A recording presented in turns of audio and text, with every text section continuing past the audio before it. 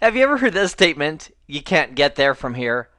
Well, we may have that problem as well if we're dealing with a security manager that can't communicate with a firewall. So let's imagine in our topology here that we have this security management server on the 192.168.1 network at .110 that's been configured to manage firewall 1 as a gateway and also firewall 2 as a gateway. Initially, when we add these gateways to be managed by this security manager, it's going to ask us for the initial password that's going to kick off the secure internal communications process. And when the internal communications, the SIC, is all set up, it's going to be using SSL with digital certificates.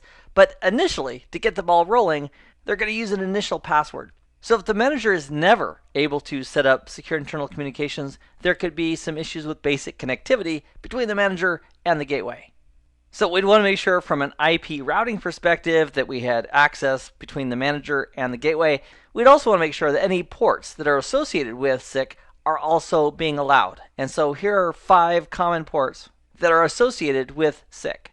And as we look at our topology, the manager and firewall 1 being on the same subnet wouldn't have any issues with a gateway or firewall between those two entities. However, for this manager getting over to a second firewall, we need to make sure that this gateway, which is being used by the manager to access gateway number 2, firewall 2, is allowing all the communications back and forth so that SIC can happen.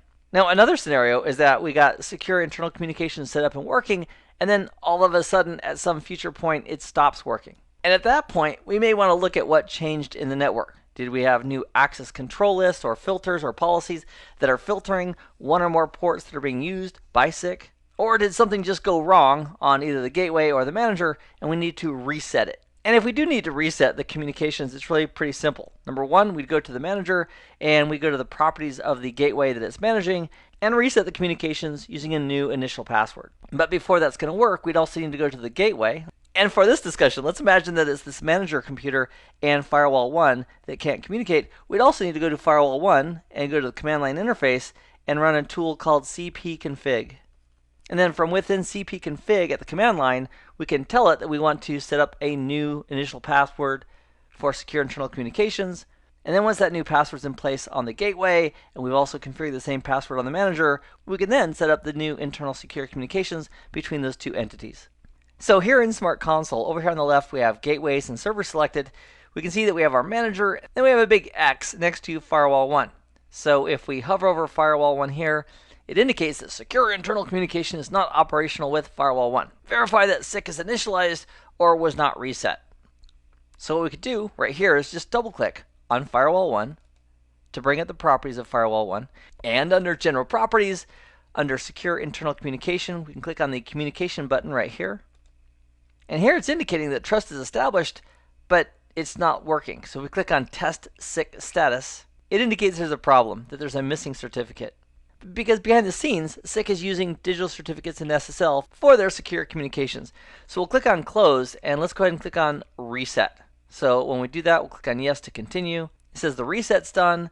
We'll click on OK. And now let's go ahead and put a new password in. I'm going to use the lab password to start over with the secure internal communication between this manager and the gateway. And then before we click on initialize, we need to run over to the command line interface on firewall 1 and run cpconfig to set the password up there for the initial communications as well.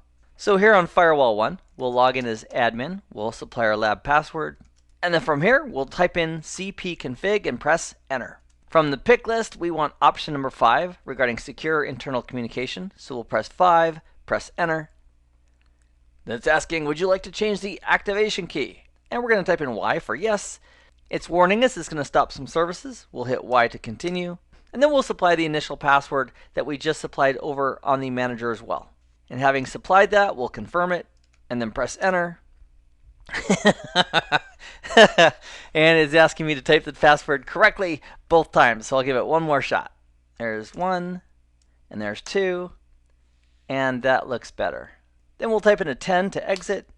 And it's going to restart the services. And while that's cooking, let's go back to our security management server. So back here on the management server, we'll go ahead and click on initialize right here. And now down here it indicates that trust is established. We'll click on OK. It's rereading in the interfaces associated with that gateway. We'll click on close. And then we'll click on OK. We'll publish our changes by clicking on publish.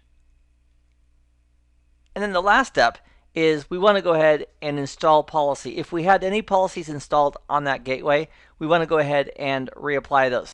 And we can do that by clicking on the install policy icon right here, and then clicking install, and then giving that a moment to confirm that it gets deployed. In this nugget, we walk through the steps to reset the secure internal communications between the manager and the gateway. I hope this has been informative for you, and I'd like to thank you for viewing.